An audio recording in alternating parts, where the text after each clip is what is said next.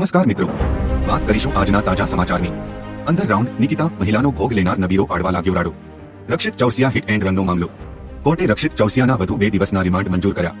સરકારી વકીલે 3 દિવસના રિમાન્ડની માંગણી કરી હતી। રક્ષિતના વિડીયોને આધારે પોલીસે કરી વધુ રિમાન્ડની માંગ। અકસ્માત સર્જ્યા બાદ રક્ષિત બોલતો હતો અંડરગ્રાઉન્ડ।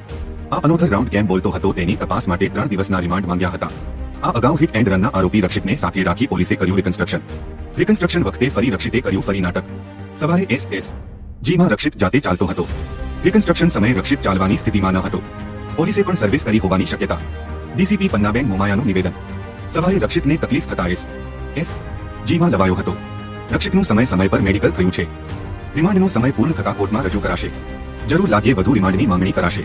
અન્ય કેટલા યુવાનો હતા કે કેમ, અન્ય એંગલ પર પણ તપાસ થઈ રહી છે। તો હાલ માટે આટલું, મળીશું નવી અપડેટ સાથે। જો તમને અમારા વિડીયો પસંદ આવતા હોય તો વિડીયોને લાઇક કરી ચેનલને સબસ્ક્રાઇબ કરી બાજુમાં આવેલા બે આઇકને દબાવી દેજો।